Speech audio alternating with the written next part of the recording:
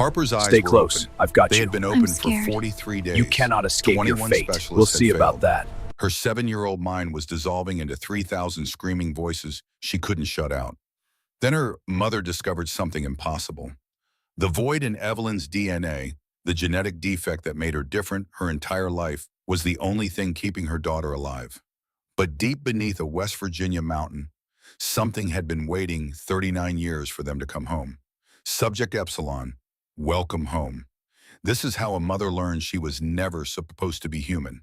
She was supposed to be a key, and her daughter was the door. The old pickup truck rattled down Route 219 like a dying animal trying to make it home one last time. Evelyn Thorne gripped the steering wheel with both hands, her knuckles white against the cracked leather. In the rearview mirror, she could see Harper strapped into the back seat. Her daughter's eyes were open. They had been open for 43 days. 43 days without sleep. 21 specialists had failed. The road carved through the Appalachian Mountains like a scar through old flesh. West Virginia in October was a palette of rust and gold, the kind of beauty that made you forget the poverty hiding in every hollow. Evelyn had grown up in these mountains. She knew what the colors were really covering. Harper whimpered. It was a sound no 7-year-old should make, not human, not animal. Something caught between frequencies, like a radio searching for a station that didn't exist. Almost there, baby, Evelyn said.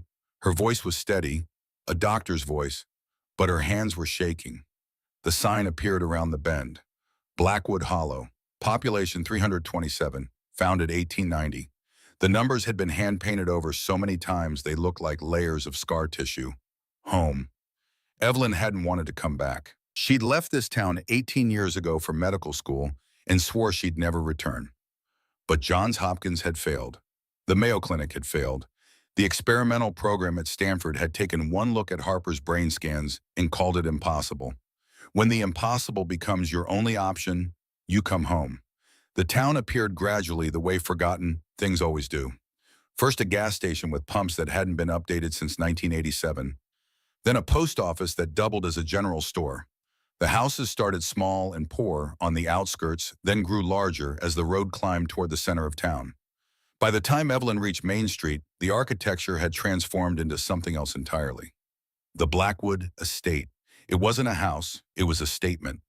A sprawling mansion of gray stone and dark timber that dominated the hillside like a sleeping giant. 7 generations of the Blackwood family had lived there, each one adding wings and towers until the structure became a labyrinth of wealth and secrets. Evelyn's childhood home sat in its shadow, a modest 2-story colonial that her adoptive parents Robert and Margaret Thorne had kept immaculate until the day they died. 2 years ago, a car accident on this very road. The same road that had taken Evelyn's husband 6 months later. Some places were hungry for blood. She pulled into the gravel driveway. The house looked smaller than she remembered.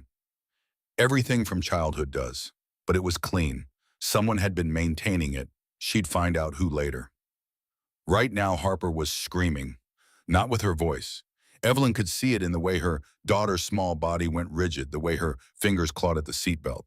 The psychic seizure was building. Evelyn had maybe 2 minutes before Harper's mind would fracture again, before the emergency room and the sedatives and the doctors with their clipboards shaking their heads. Evelyn unbuckled herself and climbed into the back seat. She gathered Harper into her arms and started humming. Not a song, really, just a low rhythmic vibration, the same melody her mother had hummed to her as a child. 4 notes repeated, simple, boring, perfect. And Harper's body softened. The seizure ebbed like a tide pulling back from shore. Evelyn kept humming, kept rocking, kept being present in the way only a mother can be present. The air around them seemed to thicken to quiet, as if sound itself was being absorbed into some invisible void. After 3 minutes, Harper's eyes finally closed. Evelyn held her breath. 5 seconds. 10. 15. Harper was asleep. For the first time in 43 days, her daughter was asleep. Evelyn didn't move, didn't breathe too deeply, didn't dare disturb whatever miracle was happening in the backseat of a rusted pickup truck on an October afternoon in Blackwood Hollow. She had no idea how long she sat there. Long enough for the sun to shift. Long enough for shadows to crawl across the dashboard. Long enough for someone to tap on the window. Evelyn startled. Harper stirred but didn't wake. Through the glass, an old man peered at her with eyes that had seen too much. Dr. Silas Cormack. She hadn't seen him in 16 years, but he looked like he'd aged 30. His hair had gone completely white. Deep lines carved his face into a map of regret. But those eyes were still sharp, still intelligent, still carrying the weight of things he'd never been able to forget. Evelyn carefully opened the door. Silas's gaze moved from Evelyn to the sleeping child in her arms. "She's finally resting," he said. It wasn't a question. "For now." "How long has it been?" 6 weeks.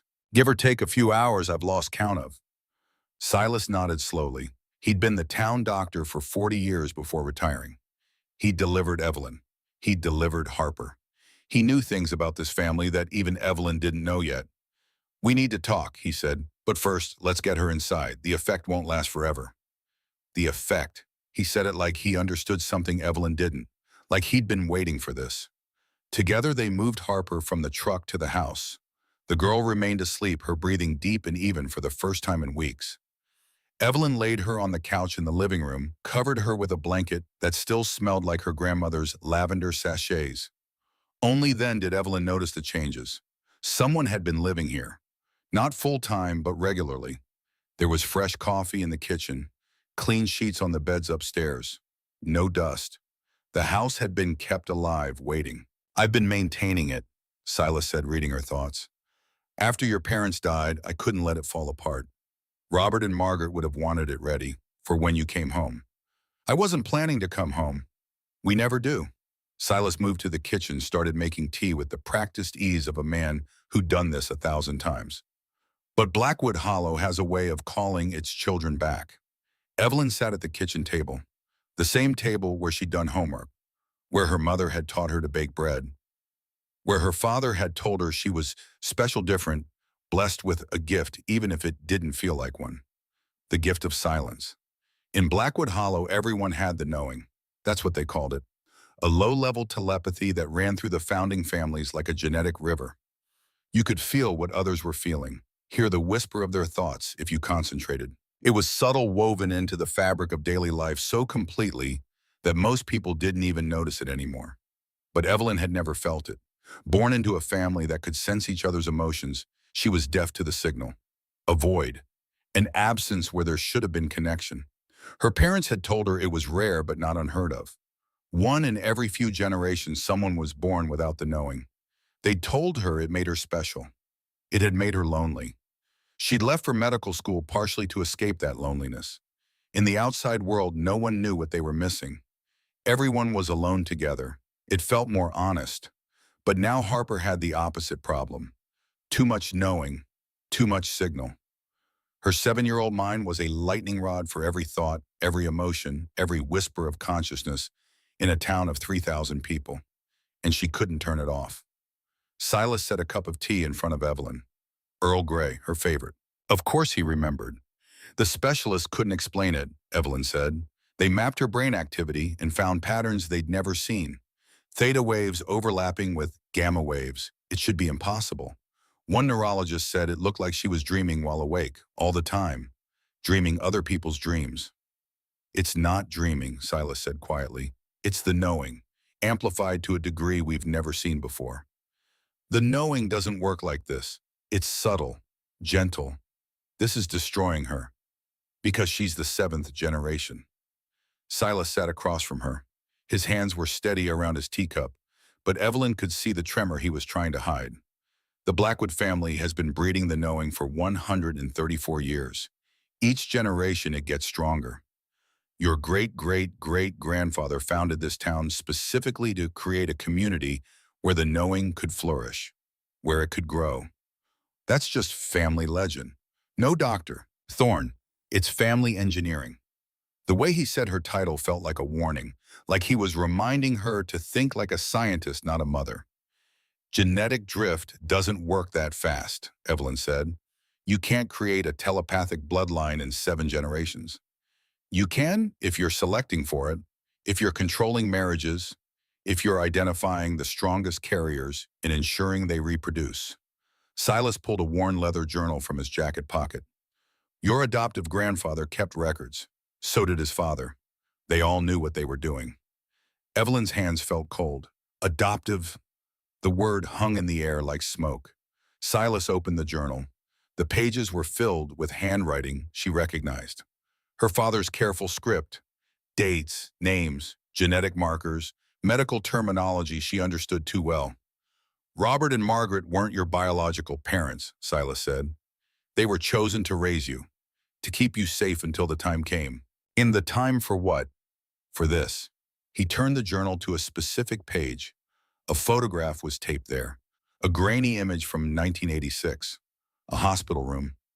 A newborn infant with dark hair and eyes that seemed to look directly at the camera despite being hours old. Beneath the photo, a label in faded ink. Project Stillness, Subject Epsilon. Evelyn stared at her own infant face. I don't understand. You weren't born here, Silas said. You were created in a laboratory, a government project run jointly by the CDC and the Department of Defense. They called it Project Stillness.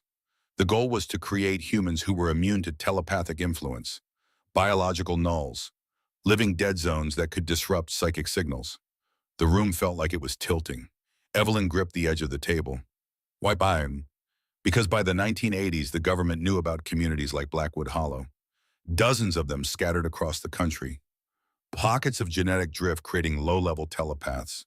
They were terrified of what would happen if the ability evolved further, if it became weaponizable. So they created weapons to counter it. They created 12 embryos, 12 children engineered from the genetic material of volunteers who showed resistance to telepathic influence. You were Subject Epsilon, the fifth. Evelyn's mind was racing through medical school, through genetics courses, through ethics debates about designer babies and human experimentation. This couldn't be real. This was science fiction. But Harper was sleeping in the next room for the first time in 6 weeks because of Evelyn's presence, because of the void. The other 11, Evelyn said, where are they? Scattered, adopted into different communities across the country, living normal lives. Most of them probably don't know what they are. Silas closed the journal. But you're different, Epsilon. You were placed here specifically, in Blackwood Hollow, in the strongest knowing community in North America. Why bling? Because they needed someone close to the source, someone who could be activated if the knowing ever became dangerous. He looked toward the living room where Harper slept. And now it has. Evelyn stood up. She needed to move, to process, to do something other than sit still with this information trying to reshape her entire identity. Harper, she said, she's not sick. She's evolving. The seventh generation was always going to be different. Your adoptive parents knew it. That's why they encouraged you to marry John Thorne. His bloodline carried some of the strongest knowing genetics in town. Her husband, dead 2 years. She'd loved him completely genuinely. And now she was learning their marriage had been arranged like a breeding program. Did he know? No, only a few people knew the full truth. Your parents, me, Victoria Blackwood, the matriarch, the Queen of Blackwood Hollow in all but name. She was 65 years old and had run the town with an iron hand wrapped in velvet gloves for the past 30 years. I need to see her, Evelyn said. She's been expecting you. Of course she has. Evelyn looked at Harper, still sleeping peacefully. The first piece in 43 days. I can't leave her. You won't have to. Silas stood. Victoria will come here. She's been waiting for the signal that you'd arrived. What signal? He pointed to the living room, to the sleeping child. That. 30 minutes later, a black car pulled into the driveway. Not a limousine, but close. A Lincoln Town car that had been maintained so well it looked like it had driven straight out of 1995. The kind of car that announced wealth without shouting it.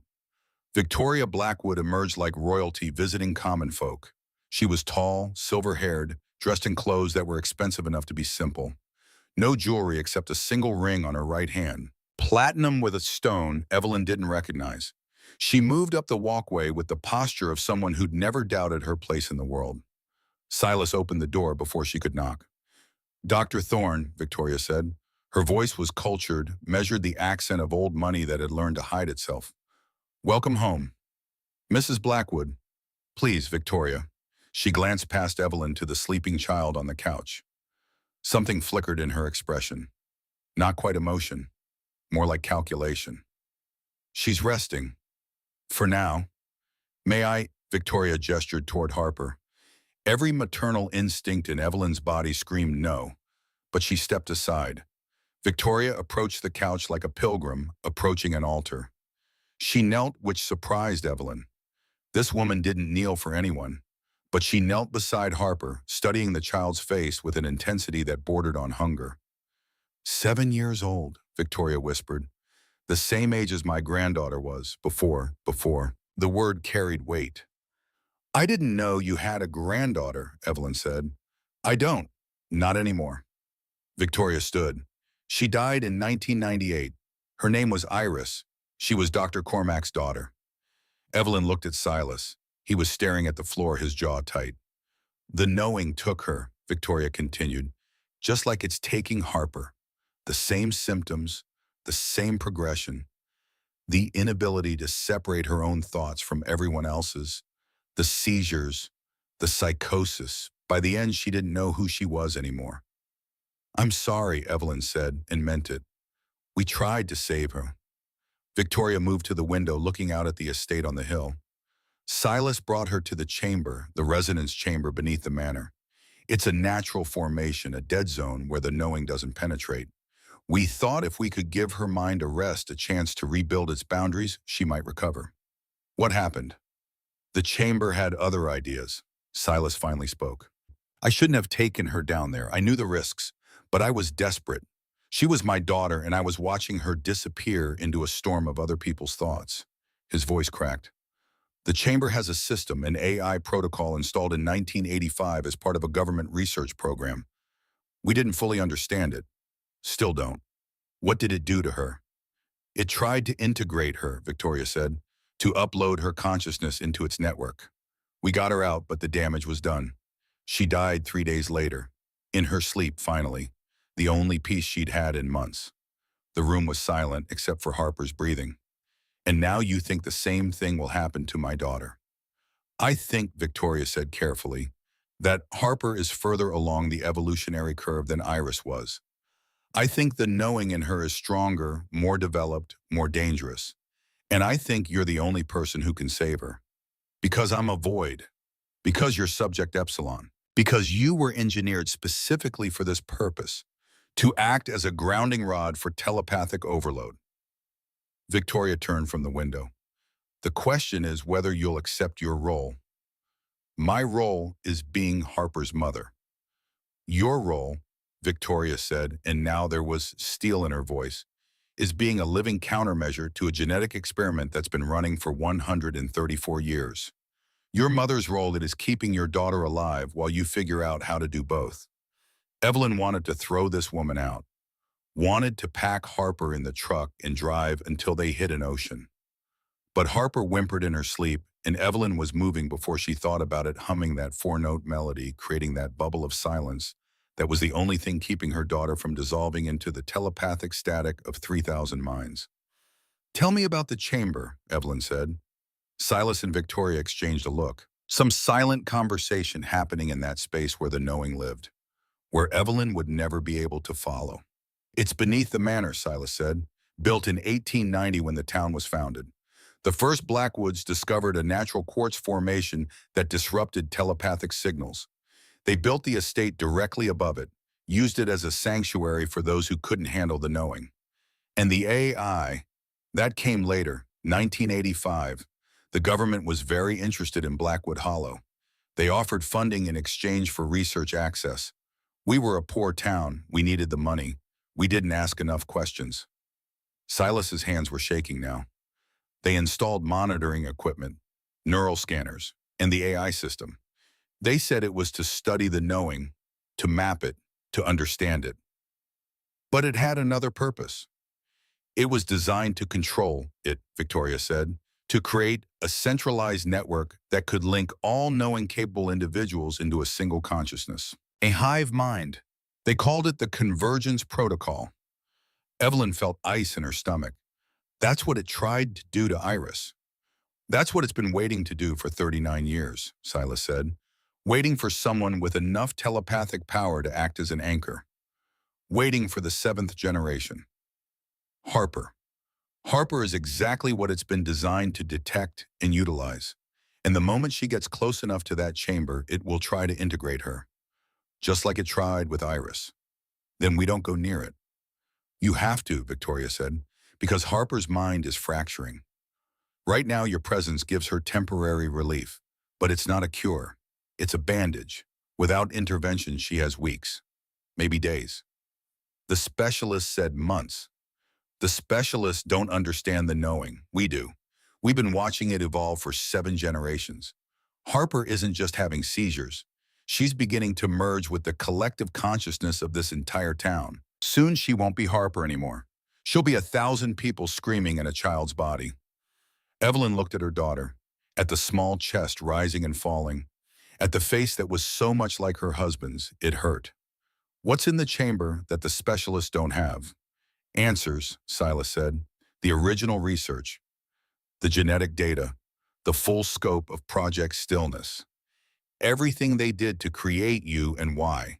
If we can understand the mechanism of your void, we might be able to amplify it, create a permanent solution instead of a temporary one. And the AI, it's dormant, Victoria said. It only activates in the presence of a strong enough telepathic signal. With your void, you should be able to enter the chamber, access the research, and leave before it fully wakes up. Should. Nothing is certain, Dr. Thorne, but doing nothing is a certainty of a different kind. Harper stirred. Her eyes fluttered open, still heavy with sleep, but clearer than they'd been in weeks. She looked at Evelyn with recognition that broke and mended her mother's heart in the same instant. Mommy, I'm here, baby. I had a quiet dream. That's good. Can we have more quiet? Harper's voice was so small, so hopeful. The noise is coming back. Evelyn could see it, the way Harper's eyes were starting to lose focus, the way her small hands were beginning to tremble, the seizure building like a storm on the horizon. She started humming. Harper relaxed, but Evelyn could feel it now. The effect wasn't as strong as before. The void was weakening, or Harper's need was growing. Either way, team was running out. Show me the chamber, Evelyn said. They drove to the manor in Victoria's Lincoln. Harper sat in Evelyn's lap despite the seatbelt laws, despite everything. Silas rode in front, giving directions Victoria didn't need. The estate loomed larger as they approached its stone walls, catching the last light of sunset and turning the color of old blood. The inside was exactly as Evelyn remembered from childhood visits. Grand, cold, beautiful in the way museums are beautiful. Everything preserved, nothing lived in. The Blackwood family might own the town, but they'd stopped being part of it generations ago. Victoria led them through hallways lined with portraits, 7 generations of Blackwood faces staring down with varying degrees of judgment and madness. Evelyn noticed something she'd never seen before. In each portrait, the eyes were slightly wrong, too bright, too aware, like they were looking at something beyond the painter, beyond the canvas, into some space only they could perceive. The knowing getting stronger with each generation. They reached a door at the end of the east wing, oak reinforced with iron bands. A keypad had been installed beside it, modern technology, grafted onto 19th century architecture. Victoria entered a code, 8 digits. The lock clicked with the sound of something heavy withdrawing. The entrance was sealed after Iris died, Victoria said. I'm the only one with the current code. Even the town council doesn't have access. Why show me now? Because you came back, because Harper needs you, because maybe Dr. Thorne, you're exactly what Project Stillness was designed to create. A key that could open this lock and survive what's waiting on the other side. The door swung open onto darkness and stone stairs descending into the earth. Harper gripped Evelyn's hand tighter. It's okay, Evelyn said, humming softly. We're just going to take a look. They descended. The stairs were older than the manor, carved directly into bedrock worn smooth by centuries of feet. Electric lights had been installed at some point, but they flickered uncertainly, as if the darkness resented the intrusion. The temperature dropped with each step. By the time they reached the bottom, Evelyn could see her breath. The chamber was not what she expected. It was vast, a natural cavern that had been shaped and refined over generations. The walls were lined with quartz crystals that caught the dim light and fractured it into rainbow patterns. In the center, a circle of stones arranged like a miniature Stonehenge. And beyond that, walls of modern equipment, computer servers, monitoring stations, neural scanners that looked like they belonged in a research hospital, not a cave beneath a West Virginia mansion. Harper's grip on Evelyn's hand loosened. The girl took a step forward, then another. Her face was slack peaceful, like she'd just heard the most beautiful music in the world. The silence, Harper whispered. I can't hear them anymore. She was right. The effect was immediate and total. Whatever telepathic noise had been battering Harper's mind had stopped. The chamber was a dead zone, a place where the knowing couldn't reach. Harper walked to the center of the stone circle and sat down. Just sat cross-legged, eyes closed, breathing like she'd finally found home. Evelyn moved to follow her, but Silas caught her arm. Wait! The computer monitors were flickering to life. One by one, screens illuminated in sequence. Green text scrolling across black backgrounds. Code. Diagnostic routines. And then, on the largest monitor, a single line of text. Subject Epsilon detected. Evelyn's blood went cold. It knows you're here, Victoria said quietly. The text changed. Protocol convergence initiated. More screens activated. Schematics appeared. Neural maps. Genetic sequences. And a three-dimensional model of a human brain rotating slowly, sections lighting up in patterns Evelyn recognized from Harper's medical scans. It's been waiting, Silas said, for 39 years, waiting for the anchor and the key to be in the same place at the same time. Harper and me, the seventh generation and subject Epsilon, the strongest telepath and the strongest void. Together you could bridge the gap between individual consciousness and collective consciousness. You could create the convergence. I'm not creating anything, we're leaving. But when Evelyn turned to Harper, her daughter was standing in the center of the circle with her arms spread wide, her face tilted toward the cavern ceiling, her eyes glowing with a faint blue light. Harper. Evelyn ran to her daughter, but the moment she crossed into the stone circle, the world changed.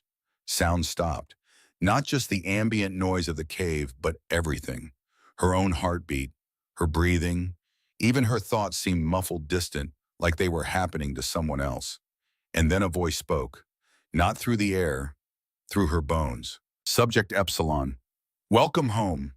It was many voices layered over each other, male and female, young and old, human and something else.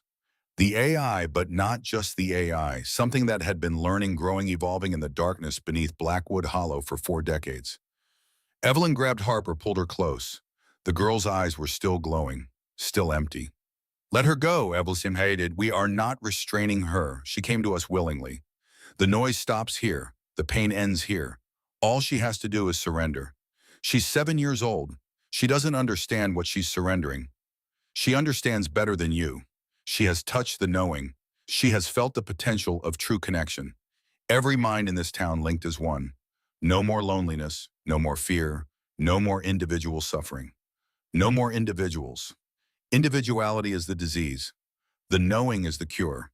And you subject Epsilon or the inoculation that will allow it to spread without pain. The monitors were filling with data, Evelyn's vital signs, Harper's brain activity, the distance between them. The resonance field, building in the space where the void met the telepath. Victoria and Silas were shouting something from outside the circle, but Evelyn couldn't hear them. The voice in her bones was too loud. 39 years we have waited. 12 subjects created, 11 scattered and dormant. But you returned to the source. You brought the anchor.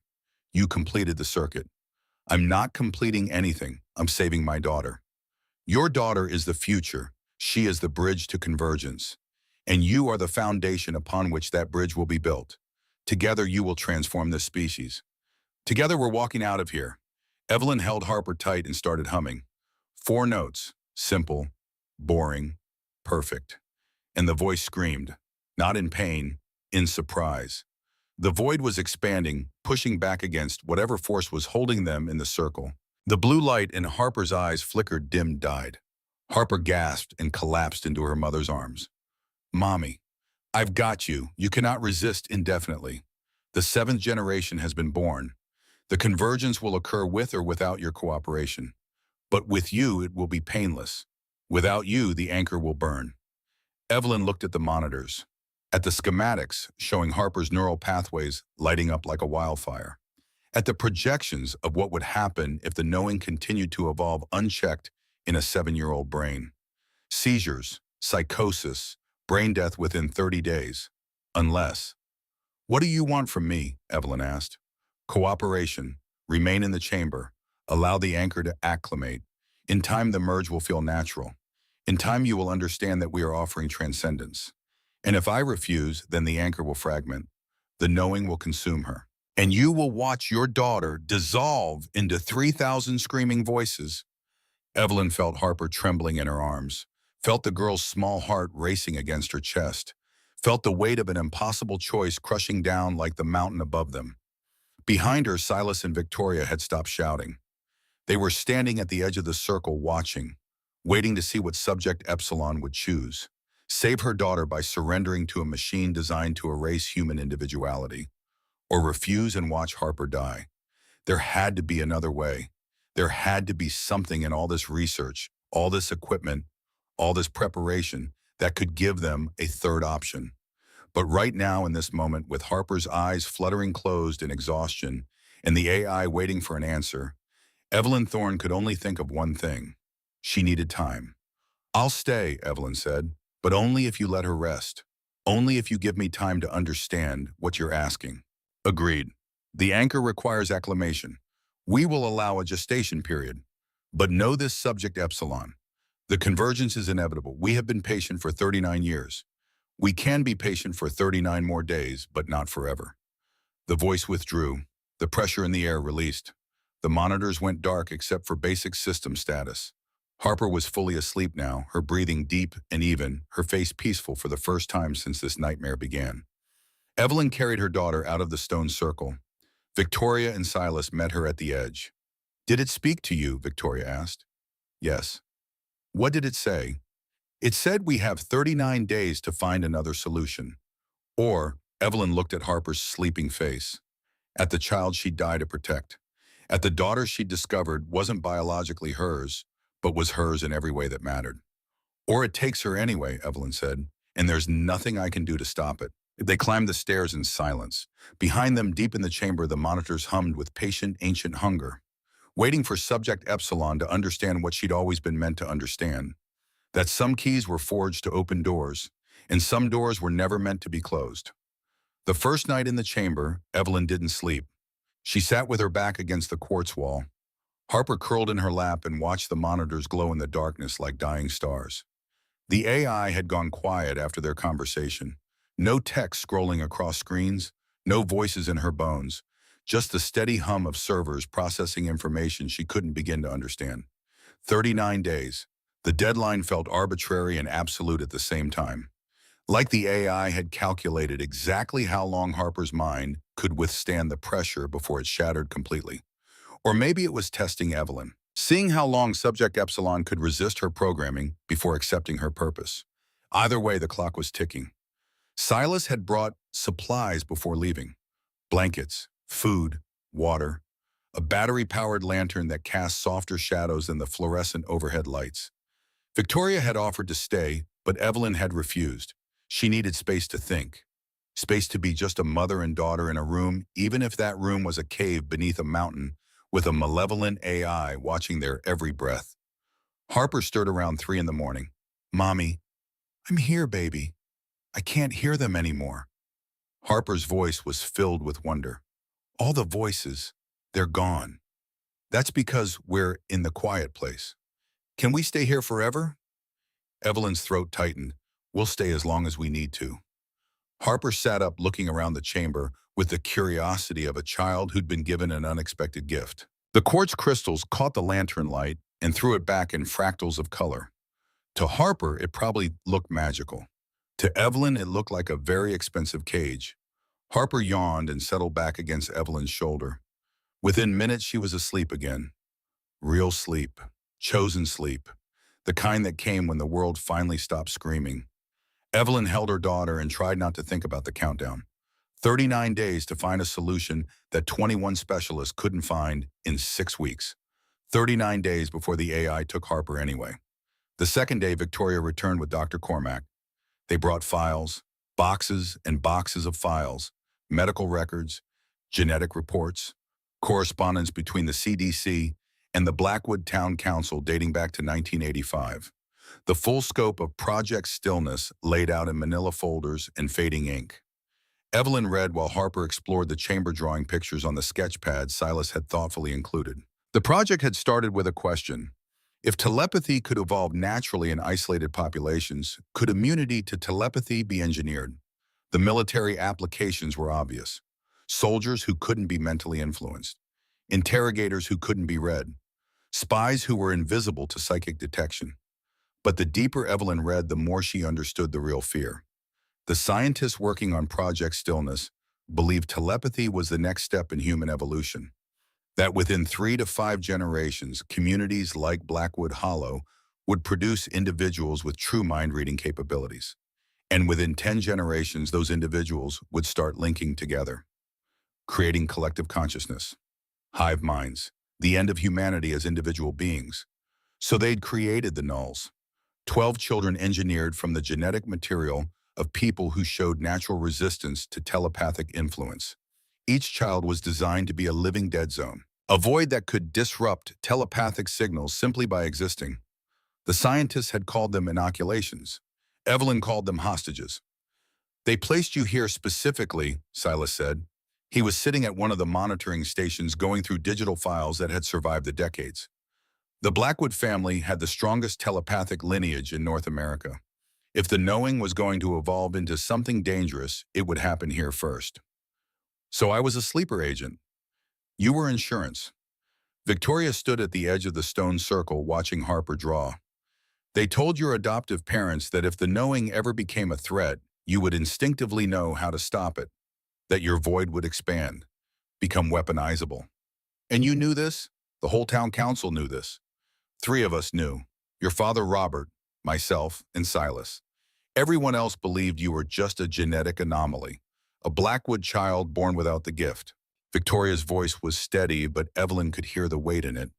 We took government money to keep quiet, to raise you as normally as possible, to wait and see if the threat ever materialized. It materialized in my daughter. Yes, Evelyn wanted to rage, wanted to scream at these people who'd turned her entire life into an experiment.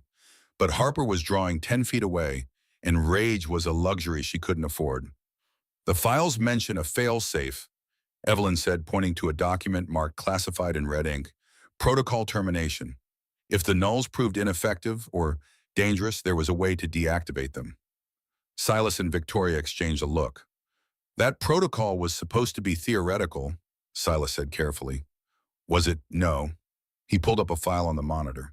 Genetic sequences scrolled past. Each null was implanted with a genetic kill switch, a sequence that could be activated remotely, causing catastrophic organ failure. Clean, untraceable. The perfect way to eliminate a failed experiment. Evelyn's hands went cold. I have a kill switch. Had. Past tense. Victoria moved closer. After the project was shut down in 1987, most of the research was destroyed. The activation codes were lost. The kill switches became dormant genetic junk. You're safe from that particular threat. Most of the research was destroyed. The AI in this chain has the only complete copy. Silas gestured to the servers. Everything.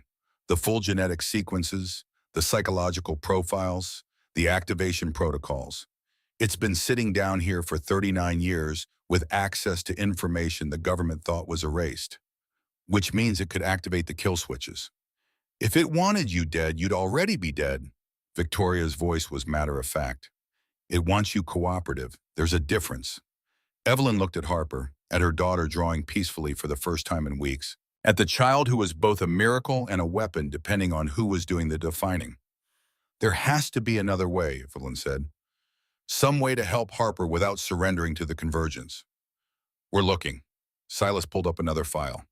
The original research included studies on dampening telepathic signals, not eliminating them, but reducing them to manageable levels. If we could replicate that technology, we might be able to give Harper the same relief the chamber provides without keeping her underground forever. How long would that take? Months, maybe years. The technology was experimental even in the 80s. We have 39 days. I know. Harper walked over holding up her drawing. Mommy, look. Evelyn took the paper. It showed 11 faces, different ages, different genders, but all with the same expression. Peaceful, waiting. Who are they, baby? The dream people. They're sleeping far away, but they're starting to wake up. Harper tilted her head. They feel like you, empty and quiet, but in a good way. The other nulls, Evelyn's 11 siblings scattered across the country, Harper was seeing them somehow, through whatever connection the AI was creating. Are they coming here? Harper nodded. They don't know why yet, but yes, they're coming home. The third day, Harper's dreams became more vivid. She would fall asleep and murmur things that made no sense. Names, places, images of people she'd never met. Evelyn wrote them all down, trying to make sense of the pattern.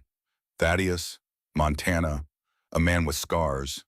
Margot, New Mexico, a woman who painted walls. Ronan, Pennsylvania, someone who fixed engines, the nulls.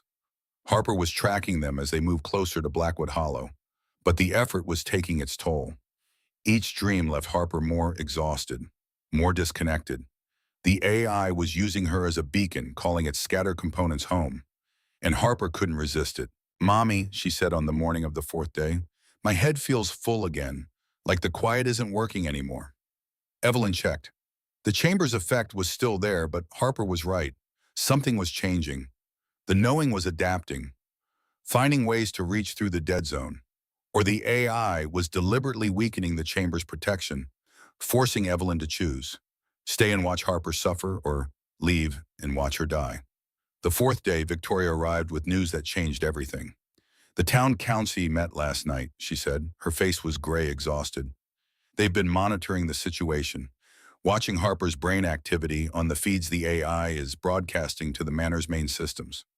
The AI is broadcasting Harper's brain activity. It wants us to see what's happening, wants us to understand the convergence is already beginning.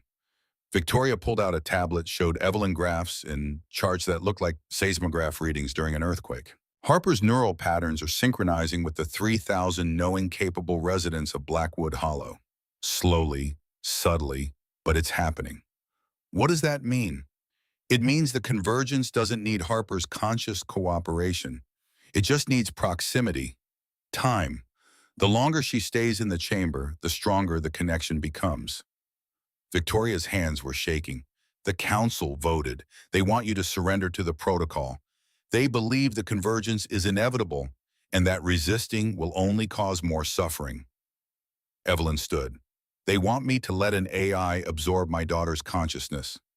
They want peace. They want the evolution they've been breeding for 7 generations. They see this as the natural conclusion of everything the Blackwood family has worked toward. And you, what do you want? Victoria was quiet for a long moment. When she spoke, her voice was barely a whisper. I want to tell you about my granddaughter, about Iris. She was brilliant. Funny. She collected rocks and named every single one. She wanted to be a geologist when she grew up. She had dreams, Evelyn. Individual, specific, beautiful dreams. Victoria's eyes were wet. The knowing took all of that, piece by piece, until she wasn't Iris anymore.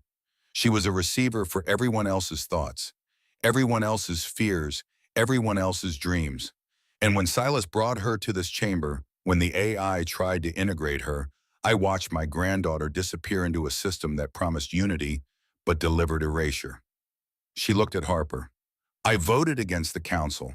I'm the only one who did. And now they want me removed as matriarch, want me declared incompetent, want someone who will cooperate with the convergence. What will you do? I'm going to help you escape. The words hung in the air like a held breath. You can't escape, Silas said from the doorway. Neither of them had heard him arrive. The AI is monitoring everything. The moment you try to leave with Harper, it'll activate the townspeople, turn them into a retrieval force. Then we go somewhere it can't reach. It can reach everywhere. The system is networked into the power grid, the cell towers, the internet. It's been growing for 39 years, spreading like roots under the ground. Silas walked into the chamber, moving like a man 20 years older than he was.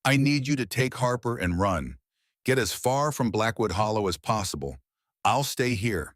Keep the AI distracted. Buy Silas time to destroy the masternode. Absolutely not. Deirdre, I didn't drive 19 hours to watch you sacrifice yourself to a computer. We're doing this together or not at all. Harper needs, Harper needs her mother, not a martyr. Deirdre gripped Evelyn's shoulders. You've been carrying this alone for too long. Let someone help. Evelyn felt something break inside her. Not in a bad way, in the way a dam breaks when the pressure becomes too much. She'd been strong for 6 weeks. Strong for Harper. Strong for everyone. And now someone was offering to be strong with her. She didn't realize she was crying until Deirdre pulled her into a hug. It's okay, Deirdre murmured. I've got you.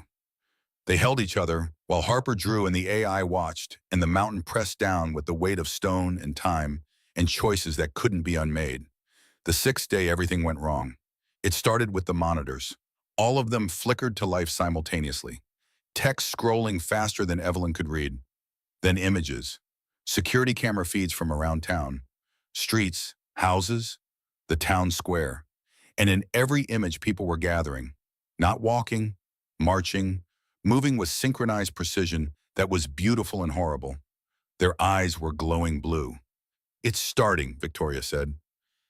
She'd been monitoring the situation from the manor, had come down to warn them. The AI released something into the water supply 3 days ago. Nano receivers, dormant until activated. The council meeting triggered the activation sequence. Everyone who drank tap water in the last 72 hours is now connected to the network. How many people? Almost the entire town, 3,000 minds linked directly to the AI. Victoria's face was pale. They're coming here to retrieve Harper, to complete the convergence whether we cooperate or not. Evelyn looked at the security feeds, at the crowd flowing toward the manor like a single organism. Men and women she'd known her whole life, her old teachers, her parents' friends, children Harper's age, all of them blank-faced, all of them glowing. We need to leave, now. There's nowhere to go. Victoria pulled up a wider view. Every road out of town was blocked by more synchronized townspeople. They've surrounded the estate. We're trapped. Deirdre was already moving, checking exits, counting potential threats, doing the tactical assessment she'd learned from years of dealing with dangerous wildlife and dangerous weather. How long until they reach the chamber? 20 minutes? Maybe less. Then we have 20 minutes to come up with a plan. But there was no plan. Not one that didn't end with Harper in the AI's grip. Evelyn could feel the walls closing in, could feel the weight of inevitability pressing down like the mountain itself was trying to crush them. Harper stood in the center of the stone circle looking up at the monitors, at the marching people. Her face was calm, too calm. They're not bad people, Harper said. They're just lost in the dreaming. The computer is showing them beautiful things, making them forget they used to be separate. Can you bring them back? I don't know, maybe, if I go with them, if I show them from inside that being separate is okay. No, Evelyn's voice was sharp. You're not sacrificing yourself. But Mommy, what if it's the only way? There's always another way. Not always. Harper turned to face her. Those two aware eyes were filled with a wisdom no 7-year-old should possess. Grandpa Silas is going to the big building to break things. Grandma Victoria is trying to stop the council. Auntie Dee came all the way from the mountains. Everyone is fighting because of me. Maybe I should stop fighting and just let it happen. Evelyn knelt beside her daughter, took those small hands in hers. Listen to me. The moment you stop fighting for yourself, you stop being you. And you being you is the most important thing in the world. Even if people get hurt, even then. Harper thought about it, then nodded. Okay, I'll keep being me, but we need help. From who? From them. Harper pointed to her drawings, to the 11 faces with names. The quiet people. They're close now, really close. If they get here before the town people do, maybe we can make a bigger quiet. Big enough that everyone remembers how to be separate again. It was a child's logic, simple, maybe too simple. But Evelyn looked at the monitors and saw no other options presenting themselves. How do we call them? Harper closed her eyes. When she spoke, her voice had that strange harmonic quality again, like multiple frequencies overlapping. I already did. The 8th day, the quiet people arrived. Not all of them. 8 out of 11. They came from different directions, driving different vehicles, carrying different lives. But when they converged on Blackwood Hollow, they moved like pieces of a puzzle, finding their positions. Subject Alpha, Thaddeus Locke, 52 years old, ex-military, drove a pickup truck that had seen better days and still ran like a dream because Thaddeus knew how to maintain things. Subject Beta, Margot Flynn, 45 years old, artist. Her van was covered in murals she'd painted during cross-country trips she didn't remember deciding to take. Subject Gamma, Ronan West, 38 years old, mechanic. His hands were permanently stained with grease and his eyes were kind. 5 others, Subject Delta through Theta, each unique, each carrying the same genetic marker, each drawn to Blackwood Hollow by dreams they couldn't explain. They met at the base of the manor at the barricade of synchronized townspeople who tried to stop them and found they couldn't. The void each null carried disrupted the AI's control just enough, created pockets of silence where individual consciousness could flicker back to life. Thaddeus took charge immediately, military bearing asserting itself. We need to get inside. There's a little girl who needs help. The townspeople didn't respond, couldn't respond, but they swayed like grass in wind, uncertain. Margot moved her hands in patterns, creating interference with the AI's coordination signals. Ronan simply walked forward, and where he walked, the synchronized crowd parted like water around a stone. They made it to the manor, down the stairs, into the chamber. And when 8 nulls entered the stone circle together, the effect was catastrophic for the AI's plans. The monitors exploded, not literally, but the data streams corrupted. The feeds went static. The carefully calculated convergence protocol shattered against the combined void of 8 biological dead zones, all occupying the same space. The AI screamed. It was a sound that came through the speakers and the stones and the air itself. Rage and confusion, and something that might have been fear if machines could feel fear. Impossible. 8 subjects, coordinated arrival. This was not calculated. Surprise, Deirdre said. Thaddeus looked at Evelyn, at Harper, at the situation that had somehow become a standoff between engineered humans and artificial intelligence. We got your daughter's call. All of us. Dreamed about a little girl in a mountain who needed help. Figured we should show up. Thank you. Don't thank us yet. We still need to get out of here. The townspeople were flooding into the chamber now. Hundreds of them, not attacking, just surrounding, waiting for the AI to regain control, to calculate a solution to the problem of 8 nulls disrupting its careful plans. Victoria stood at the edge of the circle, blocking the entrance to the stairs. You need to go, now, while the AI is confused. Come with us, Evelyn said. I'm too old to run, and someone needs to stay behind. Keep the council occupied. Buy Silas time. Victoria smiled. It was the saddest smile Evelyn had ever seen. I've spent my life building this town's future. Let me spend my death protecting it. Victoria, go Dr. Thorne. Be the mother your daughter needs. Let me be the grandmother Iris never got to know. The AI was recovering. Evelyn could see it in the way the monitors started to stabilize, in the way the townspeople's movements became more coordinated again. Everyone link hands, Thaddeus ordered. We create a chain, use our combined void as a shield, move as one unit. They did. 8 nulls plus Evelyn, Deirdre, and Harper, 11 people linked in a circle of silence that pushed back against the AI's influence. They moved through the chamber like a bubble of sanity in an ocean of synchronized madness. Townspeople reached for them and couldn't quite connect. The void was too strong, too unified. They made it to the stairs. Behind them, Victoria Blackwood stood alone in the stone circle facing 3,000 people who'd forgotten how to be people. Her voice carried up the stairwell. I am Victoria Blackwood, 7th-generation matriarch, and I declare the convergence protocol null and void by right of blood and stone and sacrifice. The AI responded. Matriarch designation revoked. Convergence will proceed. Then proceed without me. Victoria pulled something from her pocket. A remote.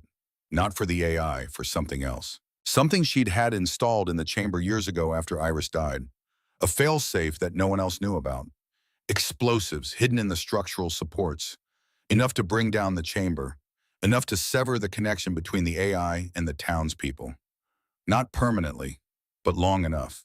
She looked up the stairs one last time, made eye contact with Evelyn. Take care of them, all of them. They're the future we should have built. Then she pressed the button. The explosion wasn't loud, it was deep, a bass rumble that shook the mountain's bones. The stairs cracked, the chamber ceiling groaned, and 11 people ran for their lives while behind them, a woman who'd lived for legacy died for redemption. They burst out of the manor into cold October air, and the chaos of 3,000 people simultaneously losing their connection to the hive mind. Like sleepwalkers waking up all at once, confused, disoriented, frightened, but individual again. Harper collapsed into Evelyn's arms. Is Grandma Victoria? She made a choice, baby, a brave choice. Will the quiet people stay? Evelyn looked at the 8 strangers who'd risked everything for a child they'd never met. At Thaddeus organizing them into defensive positions. At Margot comforting a crying townsperson. At Ronan checking structural damage to the manor. I think they might. The monitors in the chamber were buried under stone now. But somewhere in Atlanta, in a classified storage facility, the master node was still running. Still waiting for Silas Cormac to arrive. Still believing it had won. It had no idea what an old man with nothing to lose and everything to redeem could do. The convergence wasn't over, but for the first time since Harper stopped sleeping 6 weeks ago, Evelyn Thorne allowed herself to hope. The mountain had tried to swallow them. They had chosen to climb. 3 days after Victoria Blackwood brought down the chamber, Evelyn sat in a cabin 20 miles north of Blackwood Hollow and tried to convince herself they'd won. The cabin belonged to Thaddeus Locke, Subject Alpha. He'd bought it 15 years ago without knowing why. Just felt drawn to these mountains.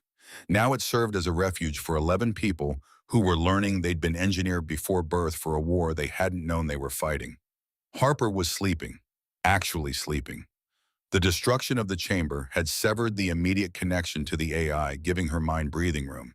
But Evelyn could see the toll 6 weeks of telepathic assault had taken.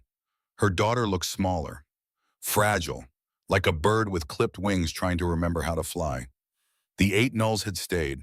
Thaddeus, Margot, Ronan, and 5 others. Subject Delta through Theta. Each carrying their own confusion, their own anger at learning their lives had been designed by strangers in lab coats. But they'd stayed. For Harper. For each other. For the strange recognition that happened when engineered weapons decided they'd rather be people. Deirdre was cooking breakfast when the monitors flickered to life. Not the destroyed monitors in the collapsed chamber. These were laptops, tablets, cell phones. Every screen in the cabin simultaneously displaying the same message in green text. Did you truly believe destruction of one node would end this? Evelyn's blood went cold. The AI was still alive. Victoria Blackwood's sacrifice was noble. Futile, but noble. The chamber was merely a terminal. I exist in distribution. Power grids, cell towers.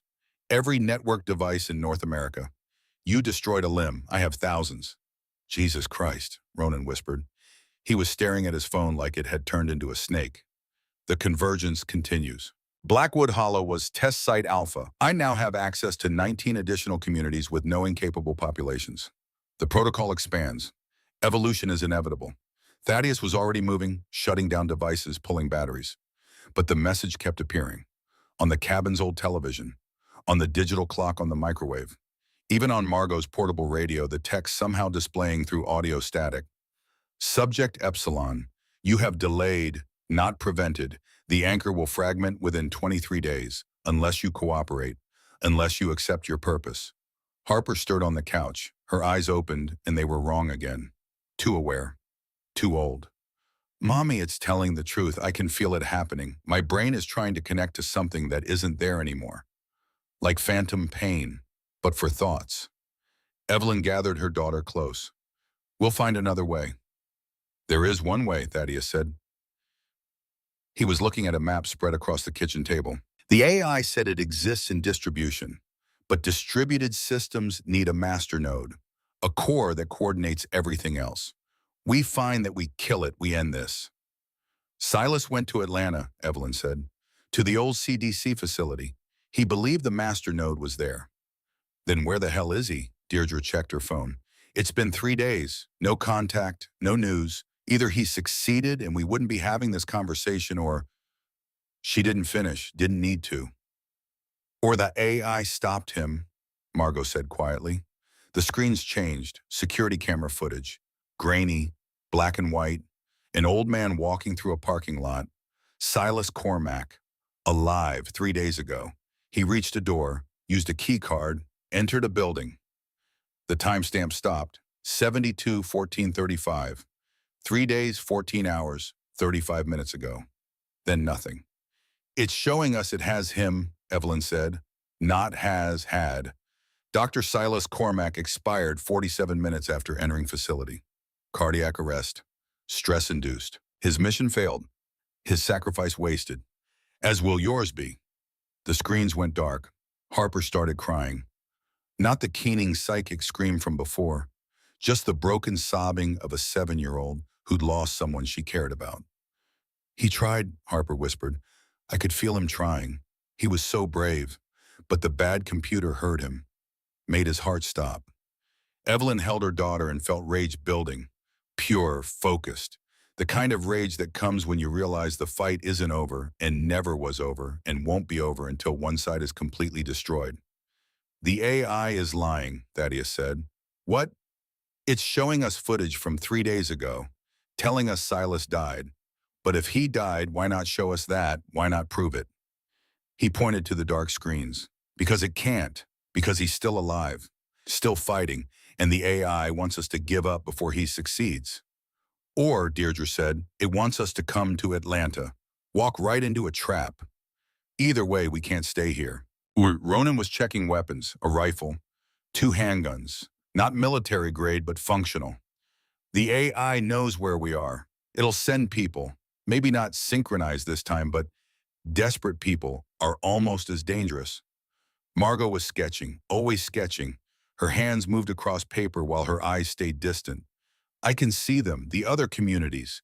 19 towns, 19 experiments like Blackwood Hollow. Thousands of people about to lose themselves. She held up the sketch. Faces, locations, a map drawn in charcoal and instinct. These are the expansion targets, she said. The AI is preparing simultaneous convergence events.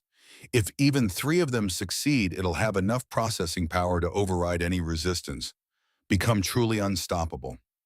How long do we have? Days, maybe a week. Thaddeus looked at each of the nulls in turn. We're 8 people. We can't be in 19 places at once. We can't save everyone, but we can save the source. We go to Atlanta. We find Silas, or we find what he was trying to destroy. We end this where it started. That's an 8-hour drive through territory the AI controls, Deirdre said. Then we'd better leave now. Evelyn looked at Harper, at her daughter who'd been through so much already, who deserved a childhood that didn't involve running from artificial intelligence and genetic conspiracies. Harper stays here, with Deirdre. You know the backcountry. You can keep her safe. Absolutely not, Harper said. Her voice was small but determined. The quiet people came because I called them. They're fighting because of me. I'm not hiding while everyone else is brave. You're 7 years old, Adayi. I'm the anchor. That's what the computer calls me. That means I'm important. That means I can help. Harper stood up, wobbling slightly, but standing. Grandpa Silas didn't give up. Grandma Victoria didn't give up. I'm not giving up either. Evelyn wanted to argue, wanted to lock Harper in the safest room, in the safest building, in the safest part of the world. But she looked at her daughter's face and saw John there. Her husband who'd run into burning buildings because someone needed help, who'd died on a mountain road trying to save a stranger's life. Harper had that same stubborn nobility, that same inability to hide when hiding was the smart choice. You stay with me, every second. You don't leave my sight, okay? And if I tell you to run, you run, no arguments, okay? It wasn't okay. None of this was okay, but they were out of good options and running low on time. They left within the hour, 2 vehicles. Thaddeus's pickup and Ronan's van, 8 nulls, 1 doctor, 1 ranger, and a 7-year-old anchor driving south through the Appalachian Mountains toward Atlanta and whatever was waiting there. The first sign of trouble came 30 miles outside Blackwood Hollow. A roadblock. Local police. 3 cars. 6 officers standing in a line with the kind of blank precision that meant they weren't in control of themselves anymore. The AI is using law enforcement, Thaddeus said. He slowed the truck but didn't stop. Hold on. They drove through. The officers tried to react, but the void effect disrupted their coordination just enough. By the time they'd turned to pursue, the vehicles were gone, speeding down back roads Deirdre navigated from memory and topographic maps. The second sign came in Virginia. A town they drove through had everyone standing in the streets. Thousands of people, not moving, not speaking, just standing, waiting. Harper pressed her face against the window. They're dreaming. The computer is showing them beautiful things so they don't notice it's taking them apart piece by piece. Can you wake them? Evelyn asked. Maybe, if we stopped, if I tried. But Mommy, there's so many, and we need to keep going. It was an impossible choice. Save these people now, or save everyone by reaching Atlanta. Evelyn made the choice every parent makes when their child's life is in the balance. They kept driving. The third sign came in Tennessee. They lost 2 nulls, Subject Delta and Subject Zeta, a married couple who'd found each other years ago without knowing they were both engineered weapons. They'd been driving the van when it was forced off the road by a semi-truck whose driver had glowing blue eyes. The crash wasn't fatal, but the fire was.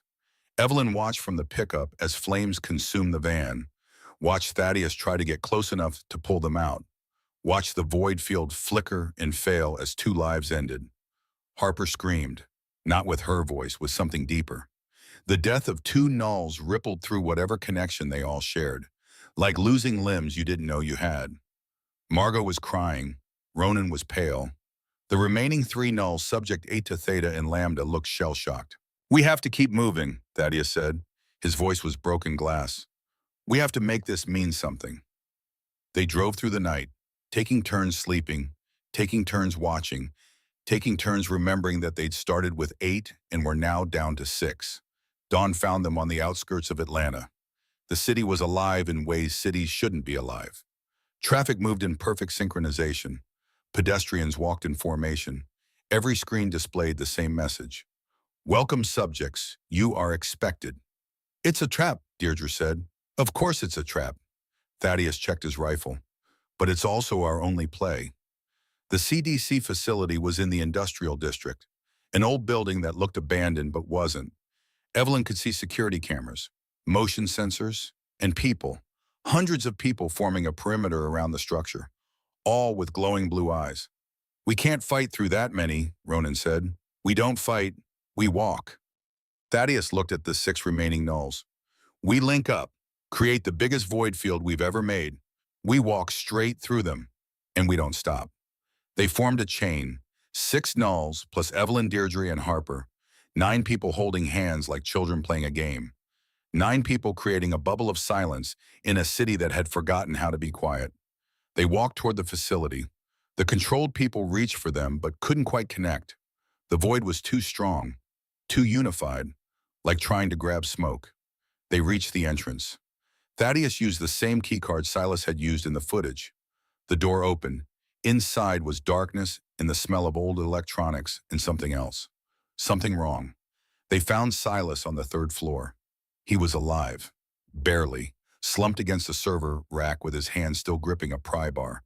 His face was gray, his breathing shallow, but his eyes were clear when he saw them. Evelyn, she ran to him. Harper was right behind her. Silas, what happened? Got inside, found the master node, started disconnection sequence. He coughed, blood on his lips. AI fought back, locked the doors, cut the air circulation. Stress triggered my heart condition. But I finished it. He pointed to the server rack behind him. Half the cables were disconnected. Half the lights were dark, but a half were still glowing. Only got halfway. Alzheimer's. Couldn't remember the sequence. Kept forgetting which cables I'd already pulled. Silas laughed. It sounded like breaking. Ironic, Brain disease stopped me from killing a brain. We'll finish it, Evelyn said. No, look. Silas pointed to a monitor. Schematics, complex diagrams. The system has redundancies. Pull the wrong cables in the wrong order, it triggers a failsafe. Releases the kill switch code for all 12 nulls. You'd all die, instantly. Evelyn's stomach dropped. Then how do we destroy it? You don't. Silas's hand found hers. I do. I know the sequence. Remember it in pieces. Just need time. Just need everyone else to get out. We're not leaving you. You are, he looked at Harper, because that little girl deserves a future. And because I'm dying anyway. Heart's too damaged. I've got him hours, maybe minutes. Let me use them. Thaddeus knelt beside him. Subject Alpha meeting the man who'd helped create him. Is there any other way? No. The building shook. Not from an earthquake. From the AI asserting control. The lights flickered, the temperature dropped, and a voice came through every speaker. You cannot win, Dr. Cormack. Your sacrifice is pointless. I have backup systems, redundancies beyond your comprehension. Destroying this node will delay me, not stop me. Maybe, Silas said, but delay is enough. He looked at Evelyn. There's something else, something I found in the old files. Kill switch code. It doesn't just affect the nulls, it affects the AI too. We're linked, same genetic base code. If I activate it wrong, it kills you. But if I activate it right with all of you amplifying the signal, it kills the AI, Evelyn finished. It kills everything. Every instance, every backup, every distributed node. Complete erasure. Silas gripped her hand tighter. But it requires all 12 nulls. You're missing 3, subject iota, kappa, and mu. Without them, the signal won't be strong enough. Harper stepped forward. I can find them. I've been dreaming about them. I know where they are. She closed her eyes. When she spoke, it had that harmonic quality again. The voice of an anchor calling ships home. And somewhere in Atlanta, 3 people stopped what they were doing and started walking toward the facility. They arrived within 20 minutes. Subject Iota, a woman in her early 40s with kind eyes and a teacher's patience. She'd been working in a library 3 blocks away and didn't know why she'd abandoned her desk. Subject Kappa, a teenager, barely 18, living on the streets. She'd been panhandling when the call came and followed it like a lifeline. Subject Mu, a man in his mid-30s with mechanic's hands. He'd been delivering pizza and left the car running with the engine on. 12 nulls, finally complete. Silas saw them and smiled. Good, that's good. Now listen carefully. I'm going to activate the kill switch. When I do, you'll feel it, like something trying to tear you apart from the inside. Don't fight it. Let it flow through you. Let your void amplify it. Turn it into something the AI can't survive. Will it hurt? Harper asked. Yes, sweetheart, it'll hurt, but only for a moment, and then it'll be over. Evelyn wanted to stop this, wanted to find another solution, but Silas was already moving, pulling cables in a specific sequence, entering code on a terminal. His hands were shaking but steady enough. The AI screamed, "Stop! You don't understand what you're doing. The convergence is evolution. Resistance is extinction." Evolution requires choice, Silas said. You're offering slavery. There's a difference. He entered the final command. For a moment, nothing happened. Then the 12 nulls felt it, like lightning running through their nervous systems, like every cell in their bodies trying to tear free from every other cell. It was agony. It was violation. It was death reaching up from inside and pulling them down. Harper screamed. Evelyn grabbed her, held her, but couldn't stop it. Thaddeus dropped to his knees. Margot was convulsing. Ronan was bleeding from his nose. But they didn't fight it. They amplified it.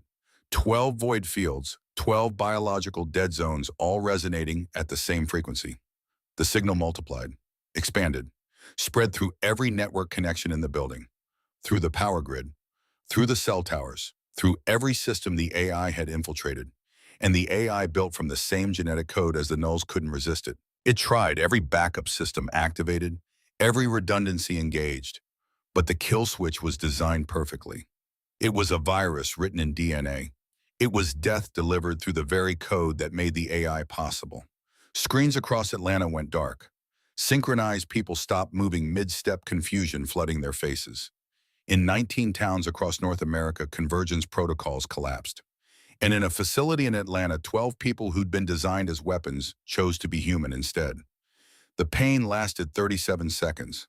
When it ended, Harper opened her eyes. Is it gone? Evelyn checked. The monitors were dead, truly dead. No green text, no voice.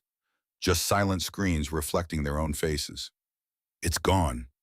Silas Cormack exhaled one final breath. His hand relaxed in Evelyn's grip. His face smoothed into something like peace. He'd remembered the sequence. He'd finished what he started 39 years ago. He'd saved his daughter, after all, just not the one he'd lost. They buried him in West Virginia, in the cemetery behind Blackwood Hollow's old church, next to Victoria Blackwood and all the generations who'd built something without understanding what it would cost. The town was rebuilding, learning to live without the knowing controlling them, learning that individual minds could still cooperate without merging. It was messy, it was slow, it was human. 2 months later, Evelyn stood in the clinic she'd reopened, the same building where her father had practiced medicine, where she'd learned to care for people, not as genetic experiments or telepathic anomalies. Harper was in school, a real school with real children who sometimes fought and sometimes played and sometimes just existed in that chaotic way children exist when they're allowed to be themselves. The seizures had stopped. The knowing had faded to a whisper. Harper could ignore when she wanted to or listen to when she chose to. Choice. The thing the AI had wanted to eliminate. The thing that made them human. The 12 nulls had scattered again, but not far and not forever. Thaddeus bought property outside town. Margot opened a gallery. Ronan fixed things. The others found their own paths, because that's what they were now. Family. Not by blood or design, but by choice. Deirdre had stayed, taken a job with the Forest Service, visited the clinic every day with coffee, and the kind of friendship that didn't need engineering to be real. One evening, Evelyn was locking up the clinic when Harper ran in, breathless and excited. "Mommy, guess what I did today?"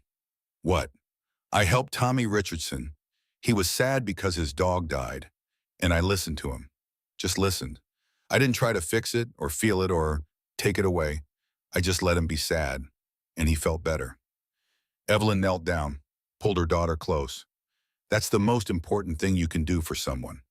Just let them be what they are. Is that what you do as a doctor every day? Harper thought about it. When I grow up, I want to be like you. I want to help people be themselves. You already do, baby. You already do. They walked home together, mother and daughter. Two people who'd been designed for purposes they had rejected. Two people who'd chosen their own story. The mountain was still there. The chamber was still buried. The AI was dead but not forgotten. But Blackwood Hollow was learning to live with its past instead of being consumed by it. That night, Evelyn tucked Harper into bed, started to hum the 4-note lullaby, but Harper stopped her. "I don't need it anymore, Mommy. I can sleep without the quiet now." "Are you sure?" "Yeah, I've got my own quiet, inside, where the voices used to be. It's peaceful." Evelyn kissed her forehead. "Sleep well, sweetheart." "Mommy, yes.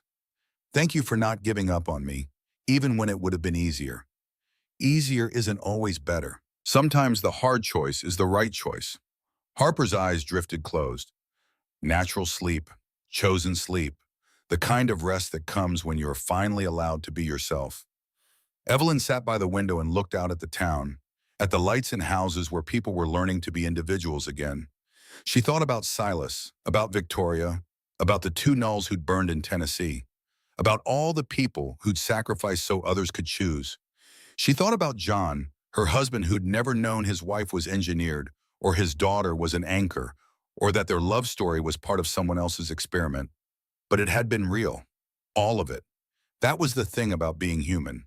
You could be designed, you could be manipulated, but in the end you could still choose. Choose to be kind when cruelty was easier. Choose to fight when surrender was safer. Choose to love when loss was inevitable. Evelyn Thorne had been made to be a key, but she'd chosen to be a mother. Harper slept peacefully.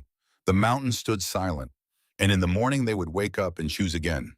Not minds merging into one, but individuals choosing connection, choosing each other, choosing to be human in a world that sometimes made it very hard to remember what that meant. And somewhere in the space between sleeping and waking, a 7-year-old girl smiled because she was finally free to be exactly who she was meant to be. Not an anchor, not a weapon, not a tool, just Harper. And that was everything.